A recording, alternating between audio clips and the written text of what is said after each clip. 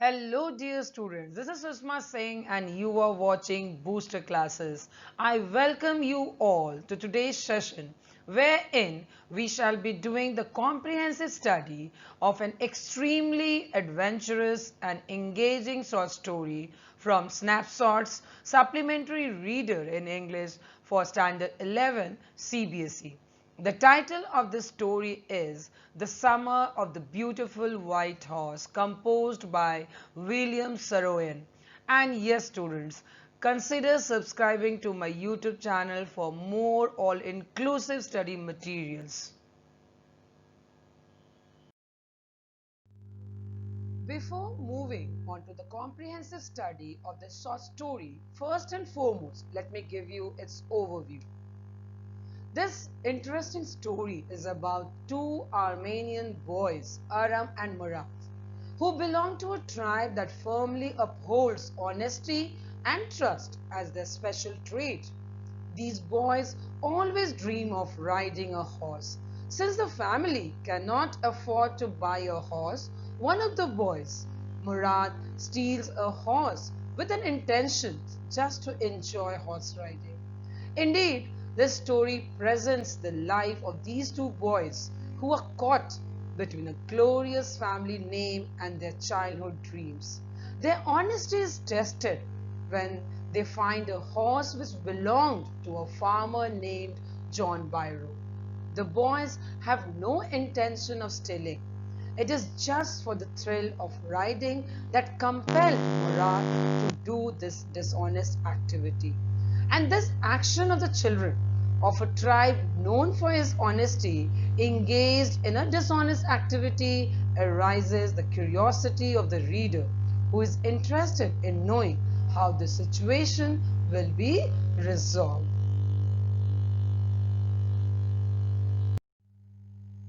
This story opens up when Aram was awakened before dawn by his cousin Murad. Aram thought he was dreaming, and so he was awestruck to see Murad sitting on a charming white horse. Murad invited Aram for the horse ride, and being fascinated with the grandeur of the horse as well as the natural urge for horse riding, Aram was instantly thrilled and wanted to accept the invitation. However, it had been a bewildering as well as frightening few moments for Aram. Their poverty wouldn't permit him to believe what he saw. Hence, conflicting thoughts passed through Aram's mind on seeing Murad on a beautiful white horse that early morning. Now, Aram gives a vivid description of the Galgolian tribe, the tribe which they belong to. Aram admits that every branch of this tribe was living in the most amazing and comical poverty in the world. Their neighbors, even the elderly members of this tribe, were amazed at how they managed their living without anybody caring for them or without any resources. They remained under stiff temptation to resort to unfair means to overcome their poverty. And this abject poverty had made their lives almost comical.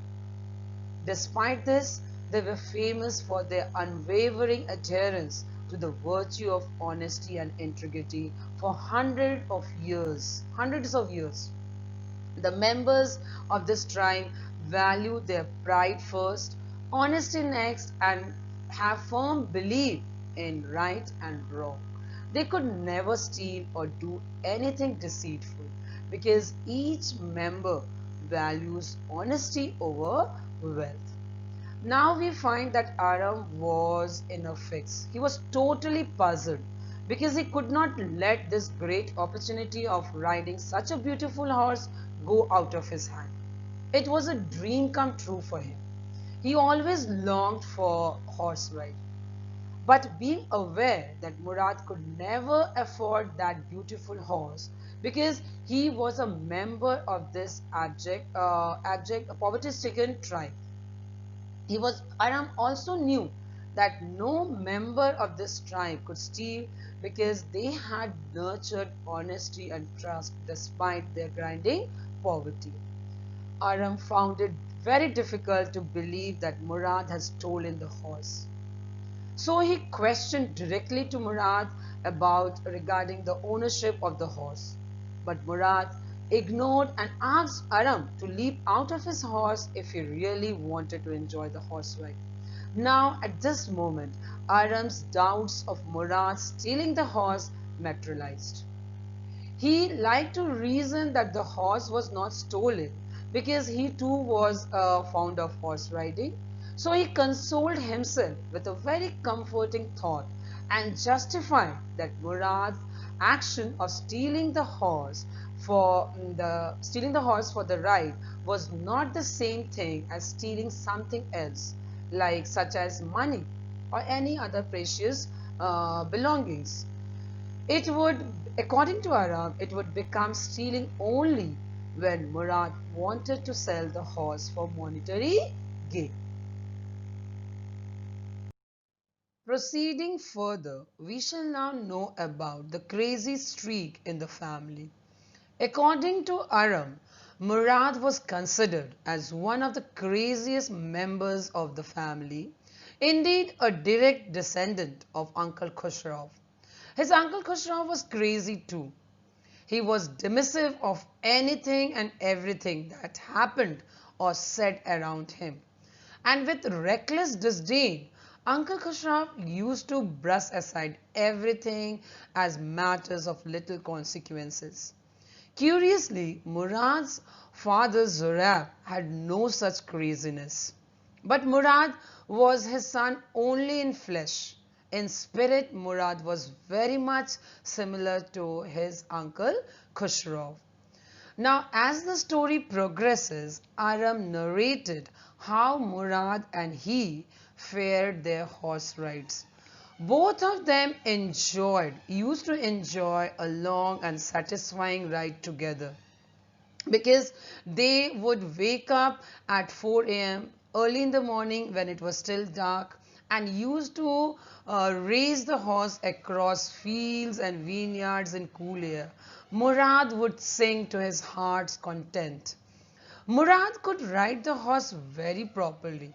He could tackle the horse because he had actually mastered the art of riding by having taken these morning rides for some times before revealing the secret to Aram.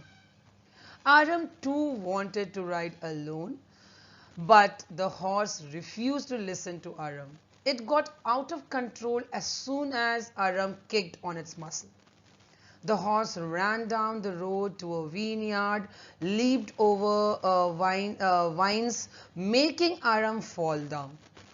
Thus, we can say that Aram did not fare well in his solo ride, and mastering the horse proved to be an elusive skill for Aram. After enjoying the horse ride, they used to hide the horse in the barn of a deserted vineyard, which was at one time. This vineyard had been the pride of a farmer named Fitvizian. Aram was unwilling to return the horse until he used to learn riding the horse properly. But Murad was not willing to keep the horse so long because he knew Aram would almost take a year to master riding a horse. Anyways, finally both of them agreed on keeping the horse for 6 months.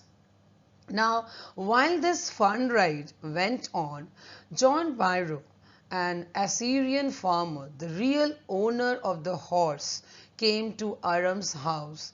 He was there to narrate or recount, you can say, his sad tale of losing his beautiful and charming horse, which had cost him $60.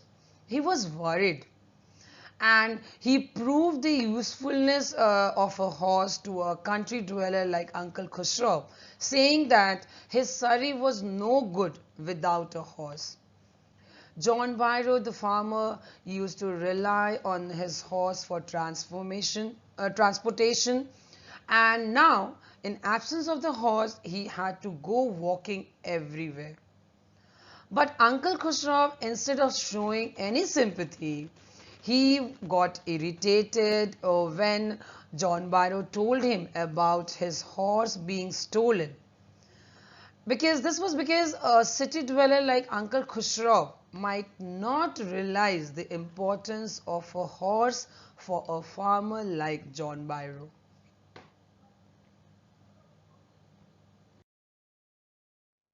One morning, on their way to the deserted vineyard, Murad and Aram ran into John Barrow, the real owner of the horse, and now it was a tense moment for all three of them. John Barrow obviously recognized his horse. He studied the horse eagerly just to be sure enough. And to double check, he inspected the horse teeth as well. He demanded or asked for the name of the horse as well. And John Barrow was simply amazed at the striking resemblance of the horses. He could have easily claimed it as his own horse if he had not known their tribe's impassable reputation. So, John Barrow concluded that the horse was the exact duplicate of his stolen horse. He indeed handled the situation with appreciable understanding, interacted with the boys whom he knew had stolen his horse with a sense of compassion and understanding. He did not accuse the boys of having stolen it because he knew that the accusation of theft would cause irreparable damage to the family and their tribe. This would also bring much trouble, disrupting the peace of the community. So John Barrow decided to leave the place without taking any offense and creating scene. As a matter of fact, John Barrow displayed decency because he has chosen faith over reason and let the boys go. Now here students, we have come to the turning point of the story. I mean the climax. We'll come to know that why did after all the boys, I mean Aram and Murad, decide to return the horse to the rightful owner. Actually, what happened? The generosity, pure heart, and trust of John Barrow made both the boys, Aram and Murad, realize their guilt. The pride and the honesty of the tribe overpowered their childish prank. Now the boys were definitely conscience stricken. They might have also been afraid of ruining the prestige and honor of their families. So they listened to the inner voice that instructed them to make sincere effort to return the horse to the rightful owner. So without delay, early next morning, they went into John Barrow's vineyard and left the horse behind. Now it was a tough moment for Murad, who had spent some time looking after the horse, so he poured his affection on the horse while parting from it. Murad put his arms around the horse's neck, pressed his nose into the horse's nose and patted it. And then both the boys left from there. Surprisingly, the dogs in the vineyard behaved very nicely and they did not bark even on the strangers. Now, second time John Barrow visited Aram's house, and this time he visited his house to inform them of a great miracle, that the horse which mysteriously disappeared from his barn had been returned, and much to his delight, the horse had actually gained benefit from the situation. He found the horse more behaved and manageable than before. The horse was healthier on its return. When John Barrow was explaining these things excitedly, Uncle Khusraw, as usual, asked everyone not to make fuss over the loss and found incident. So we can say here the purpose of John Barrow's second visit was to ensure that he has no bitterness and ill will. He had actually no bitterness and ill will had been harbored by him. He had no grievances, no grudge against them. This lesson also imparts some noteworthy life lessons. And considering the theme, we can say that the broader theme of this short story is the conflict between feelings and reasons. Both the protagonists, Aram and Murad, continue to take decisions based on feelings rather than reasons. One of the major themes of this narrative is also that despite social or economic challenges, there are certain values like honesty, trust, and loyalty that should be practiced. The author brought out the theme of redemption through action. What is important is being true to oneself and to the family, and it is what makes a man a good person, a person with a purpose. The story also emphasizes the importance of character and community harmony through the attitude and action of John Barrow, the real owner of the horse. It also deals with the theme of power, of forgiveness and understanding. Here too, forgiving the disappearance of the horse, John Barrow, Aram and Murad have all gained something. Now, let's take a look at the character traits of main characters of the story whom we are already introduced to.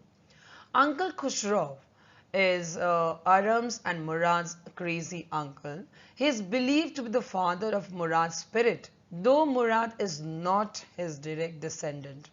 He is a tall man with the largest mustache in the area. He is portrayed as angry, impatient and loud person. He is of the opinion that all problems, issues, worries are worthless and they should be instantly ignored. His pet dialogue is, "It is no harm, pay no attention to it." Uncle Khusraw is indeed a man who shuts his eyes at reality as he doesn't want to face any challenges in life. Now talking about Murad, he is Aram's 13 years old cousin who is a free-spirited child. Murad is crazy about horses. He is adventurous and lives life to the fullest. Murad is also warm-hearted and generous. He has a deep understanding towards all animals. And his family believes that he is erratic and foolhardy and that he has inherited this crazy streak from his uncle Khusraw. But in reality, Murad is poles apart from the impractical Uncle Khusraw. And this is the reason Aram admires him, especially for his special way with animals and his ability to ride the horse. Now, Aram, who is the narrator of this story, the short story, is just a 9-year-old boy who passionately longs, just like his cousin, to ride on horse. Aram is very lovable, innocent and easily influenced by his cousin Murad. Aram is envious of the bond Murad shared with the horse and he desires to have same connection with the horse someday. Finally, John Barrow, whom we know that he is a lonely farmer, he is very hardworking, mature and peaceful man because he don't want to have any grudges, want to create any scene. We have already seen in the story how he had displayed the decency. His experience and age made him a smart and wise. He handles the situation with appreciable understanding, and by attacking at the conscience of the boys, he made them realize their guilt, and thus they returned the horse soon after this. A number of symbols and ironies have been used by the author beautifully just to illustrate the theme of this chapter. Horse in this chapter, I mean the white horse in this chapter, is the symbol of the untamed human spirit, wanderlust and passion for freedom. It also symbolizes purity and courage. Even the name of the horse, My Heart, is very much symbolic. The boys justify their keeping and riding the horse with their hearts and not with the reasons. The line, family was living in the most amazing and comical poverty in the world, is an ironical description about their struggle to cope up with their poverty.